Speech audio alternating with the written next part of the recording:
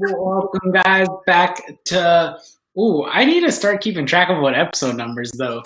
We're back for another episode of Sports Talk Live. My name's Coach Brian, and with me, we have Coach Jacob. Coach Jacob. My room might be a little echoey today. Does it sound echoey, Jacob? A little bit. I'm kind of redoing my room. I painted the walls all white, and it's going to be painted another color soon. So it's a little more echoey than normal in here, but we'll power through it. We'll get through it. If you guys have noticed, Jacob's repping his favorite team's beanie. Just want to point that one out. Our teams, I'm a Raiders fan. He's a Panthers fan. He's over here. They squared off last week in week 1 of the NFL, which, by the way, I don't know about you, but I'm glad football was back. It was such a great weekend. I was excited. Now, it was a bittersweet weekend for me in multiple ways. You know, football was back. It was a good thing. I had a great week in fantasy football. I went undefeated through all of my teams.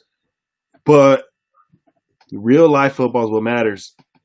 And my team didn't pull out the victory. And if you guys watched last week, we took that bet. Coach Brian and I made a bet where the loser was going to wear the opposing team's logo. So here I am wearing a Raiders beanie. It's kind of funny because I'm the opposite of you. My fantasy teams were horrible. I went 0-3 in my 3 leagues. But you know what? My Raiders won, so I'll take it. It was a great week for me. And honestly, it was just great to be able to sit down and watch football. I really miss watching football. It's a very enjoyable day for me. Just a great way to spend some definitely. Did you spend your entire Sunday watching football? I had to do some homework. I had some homework for school due Sunday night, so I kind of did some homework and watching football. But for the most part, I was definitely watching football all day. Good balance. Balance is going to be something that we're going to be talking about today. Balanced start and a balanced finish. A little bit both about that. And as we're on football, I want to just recap on last night's game. Did you get to watch that game?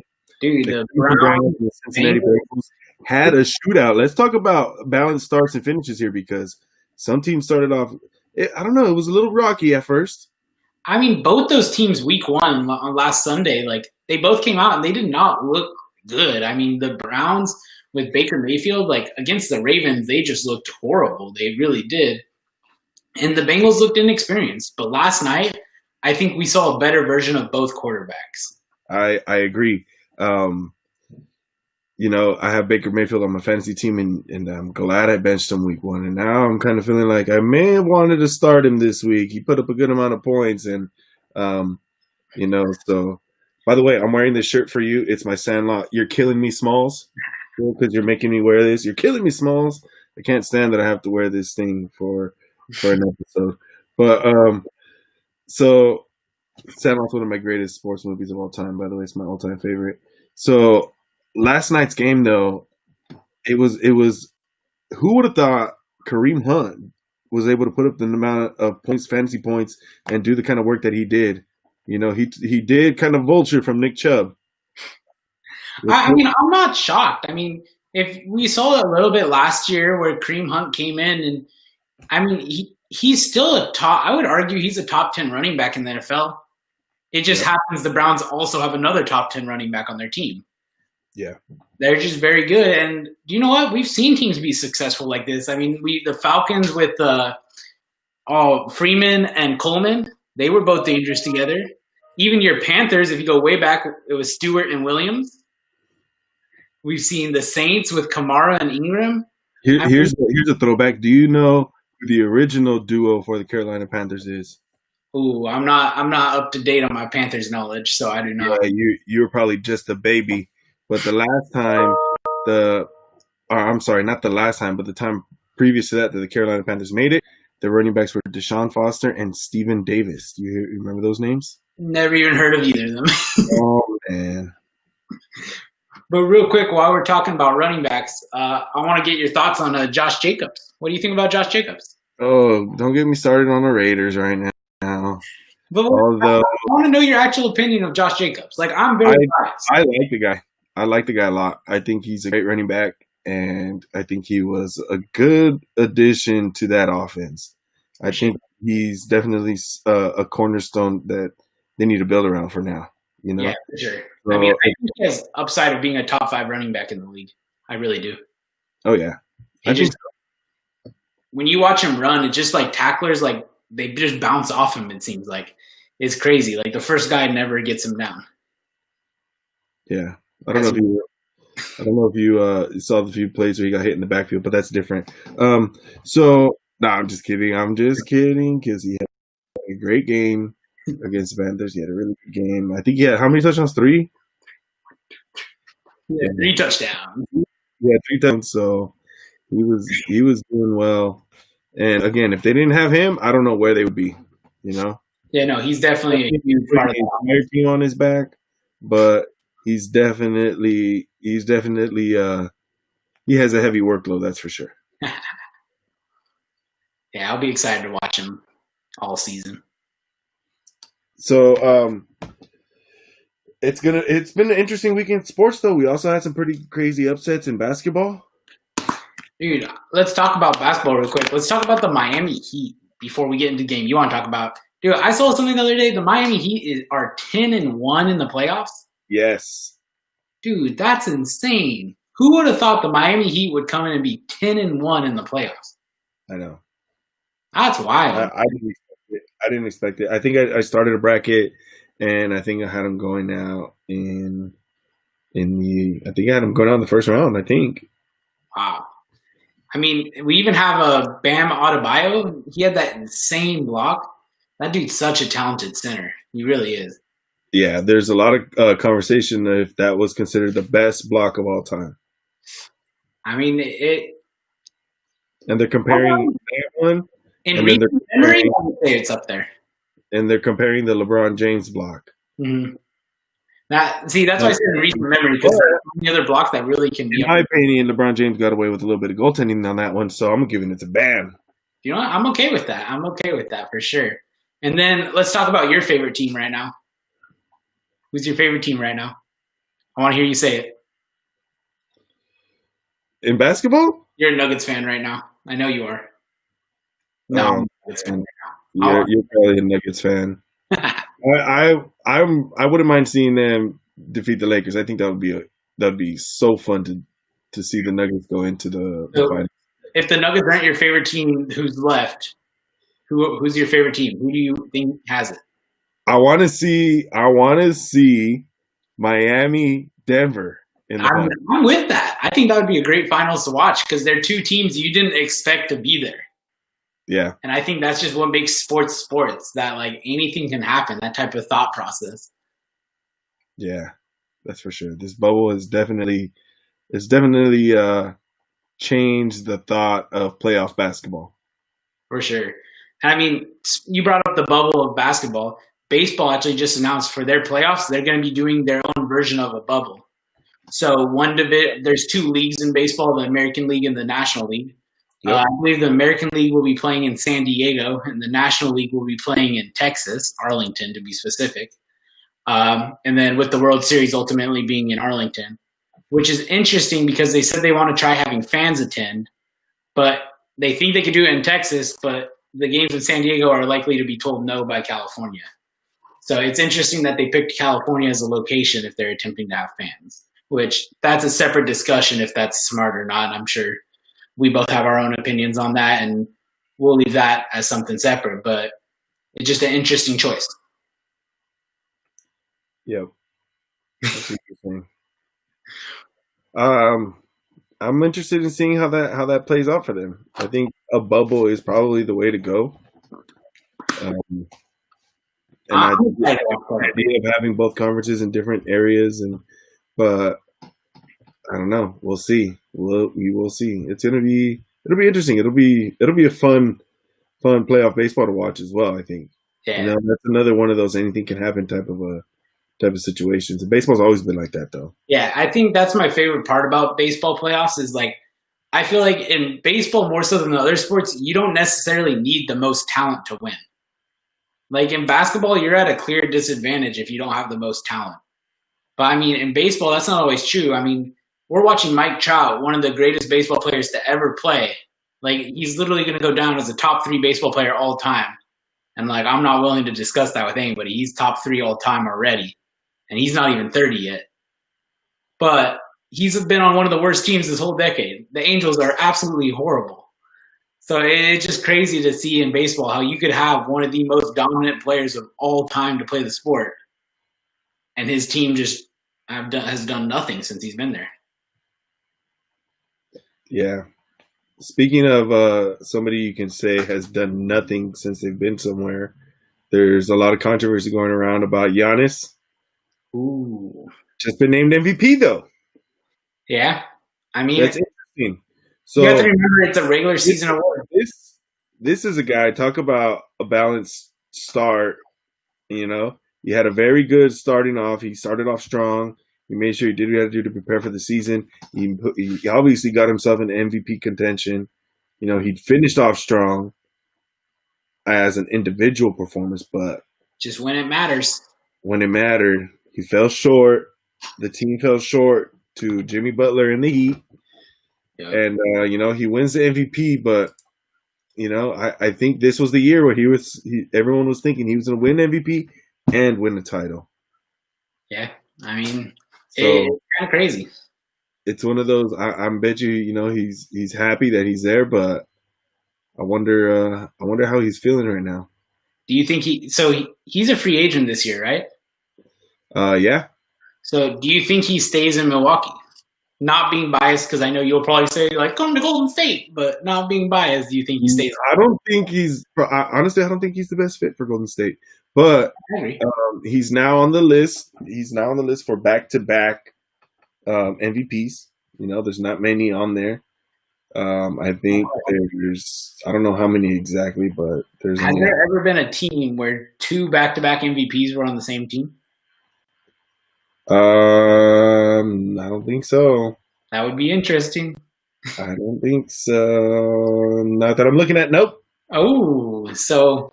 I mean, that would be one interesting storyline if he comes out to California. There are teams that had there are 3 teams. Technically, actually, I should say there are 3 players that had 3 consecutive MVPs. 3 consecutive. Who are those players? And so we have Bill Russell, Wilt Chamberlain, and Larry Bird. And which means Boston Celtics have 2 of those players. Yeah, that's pretty crazy to think about. Yeah. So we had Bill Russell from 60 to 62. Then you had Wilt Chamberlain when he was with 76ers from 65 to 67. Then Larry gets it from 83 to 85. Yep. I mean, the Celtics have been around a long time, and they've been dominant a long time. So, yeah. You just kind of always think of the Celtics as being one of the elite teams in basketball. Yep. Kareem has 4. 2 of them are consecutive. Interesting. That is pretty interesting. So does LeBron James, by the way. Ooh, I like that. So let's go back to last week NFL. Who was one guy who surprised you with what he did, like his performance last week? Is there a guy? Corey Davis. Corey Davis, yeah. Corey Davis. Now, and I say that because not only did I pick him up last minute to replace an injured Cortland Sutton that was on the opposing team that he was playing against, so it was a perfect, pickup, great timing, and he had a game. He was vital for that offense to actually get moving. AJ Brown was not the AJ Brown we hoped for. Yeah. So he lost me in fantasy league. Yeah. I won him in a fantasy league too, but luckily it didn't matter for me. So it was a rough outing for AJ Brown, and Corey Davis picked up the slack.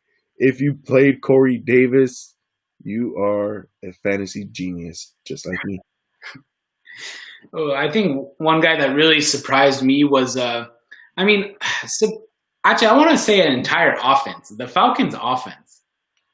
They had 3 wide receivers with 100 yards. Russell Gage, Calvin Ridley, Julio Jones. I mean, everyone knew, it's Julio Jones. They lost still, though, didn't they? They still lost, though. That's the crazy part. Who did they play again?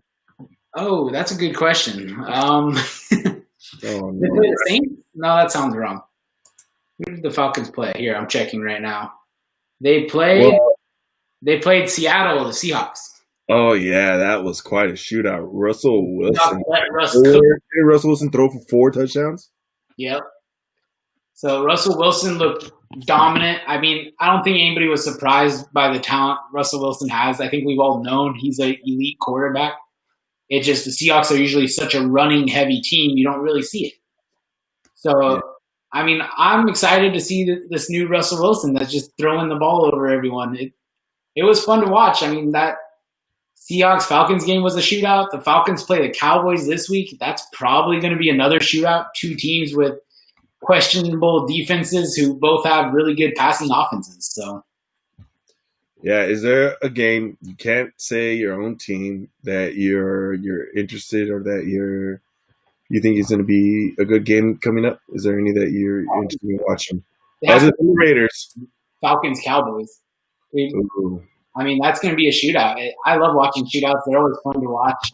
Other than the Falcons, Cowboys, because that's probably a very typical answer when we look at some of the other games there are. I'm interested in seeing Baltimore, Houston. Baltimore, Houston. I like Houston. Baltimore is coming off pretty strong. I like Houston. I like Deshaun Watson. I think he's a great quarterback. He had a rough week one. I'm hoping he can turn it back, and I'm hoping to see quite a shootout from those two teams. I'm hoping Will Fuller obviously comes out and becomes the receiver we want him to be. But Deshaun Watson just got paid, and it's time for him to show why.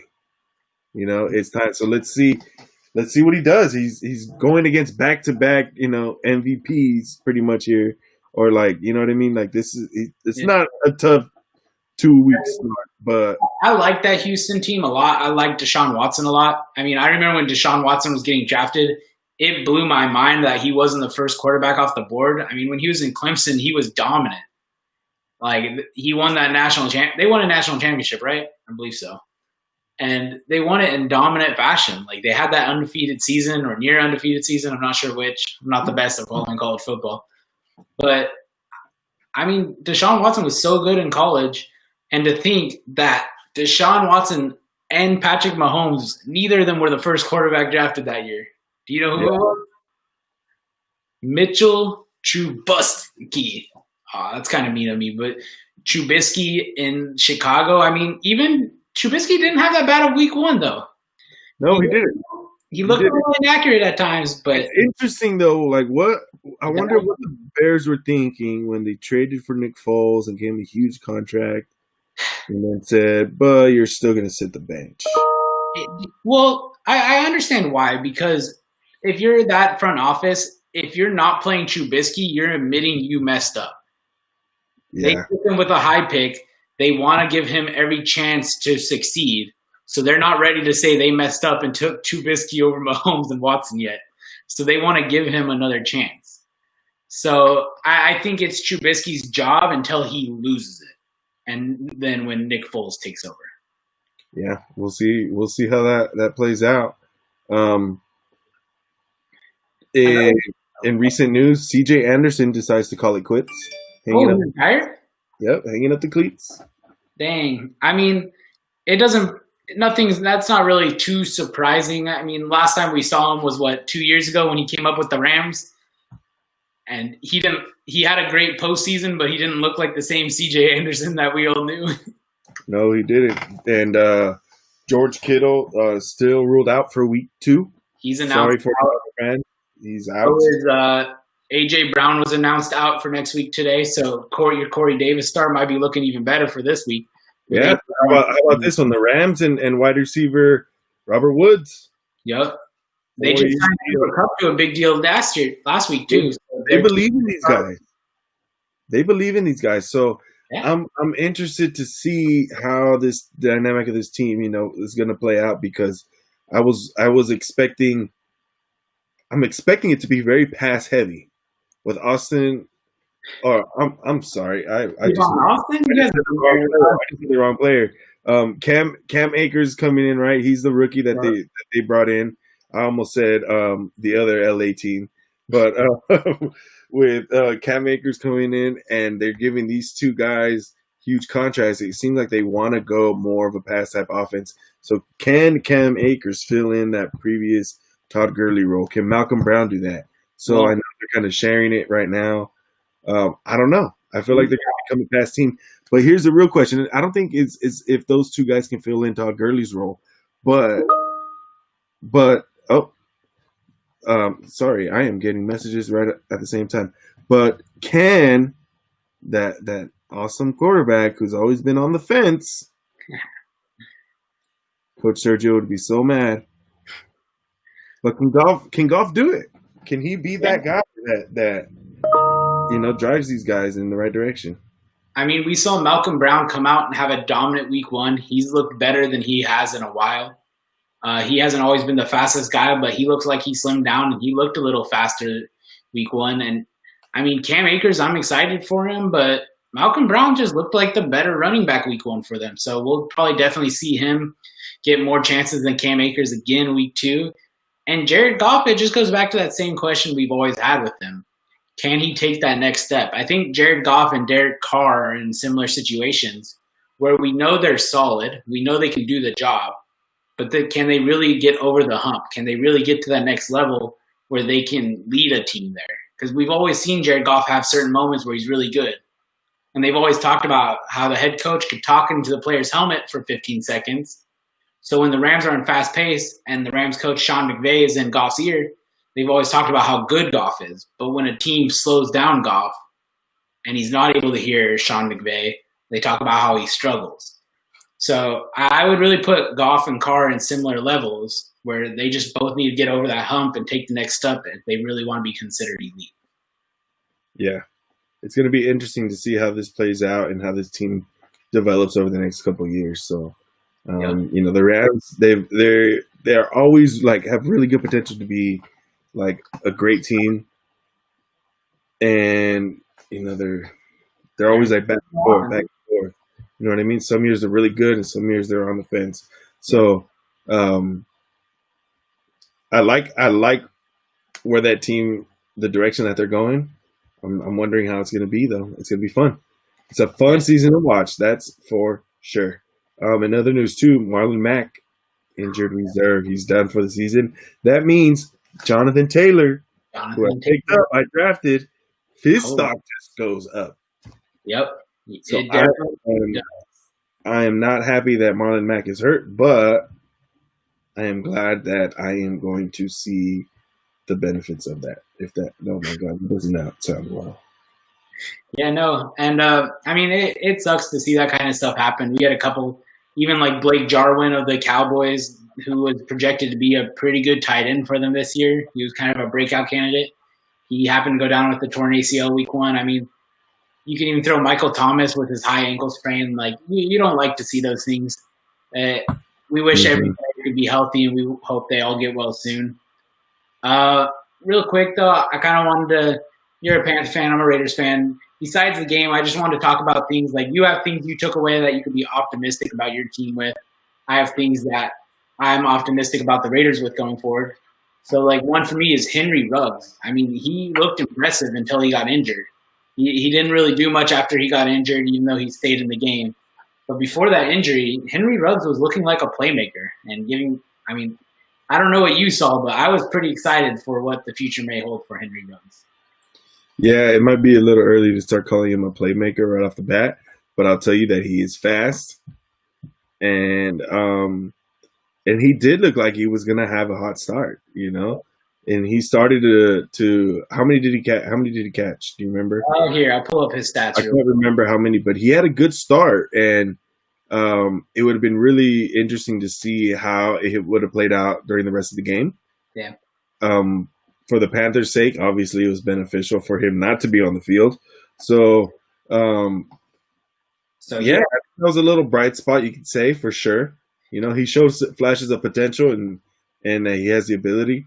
On Carolina's end, I liked that the production from Christian McCaffrey was still there, even though the offense is a lot different now.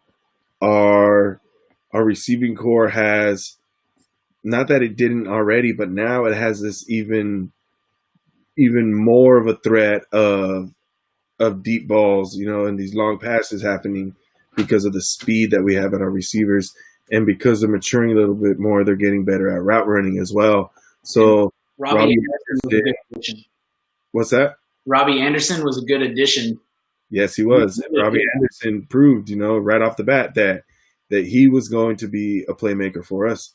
And one thing about our team is we've always had, receivers that are not necessarily big names, but we make it happen with them.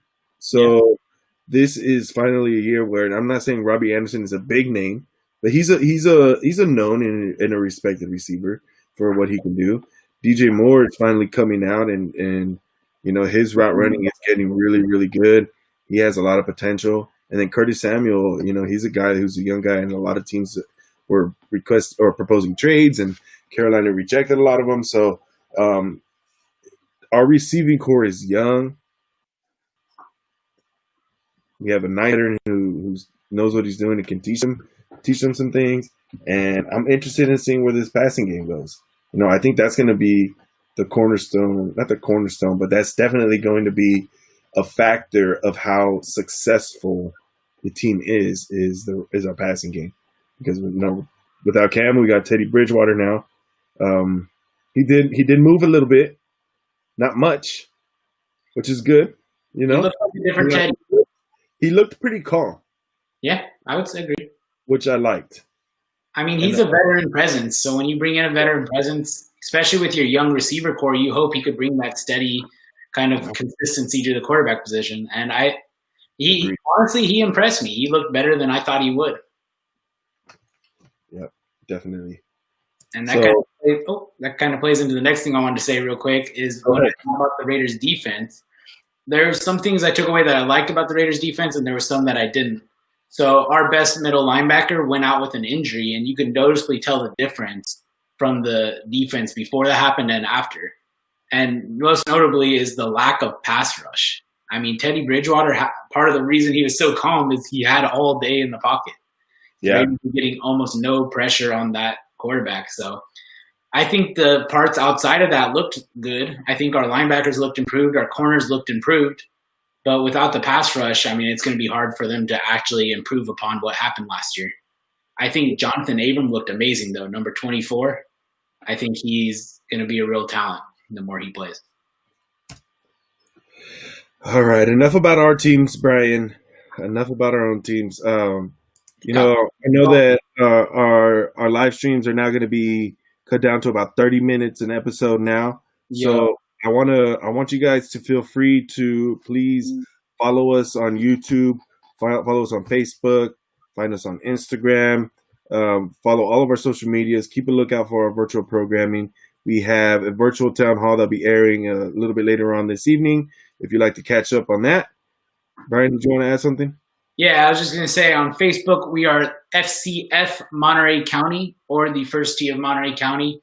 And on Instagram, and we have Instagram too. We're FCF Monterey County on Instagram as well, with our Twitter account being here. I'm looking it up real quick. I don't know it off the top of my head. Give me a second. Oh, my computer's not loading. Oh. We are Future Citizens _ on Twitter. So, and then make sure to subscribe to our YouTube channel. Everything helps. We want to try getting better content out to you guys, and this helps us know if you like it. Thanks, everybody. I'm Coach Jacob. That's Coach Brian. Yep. See you guys next week.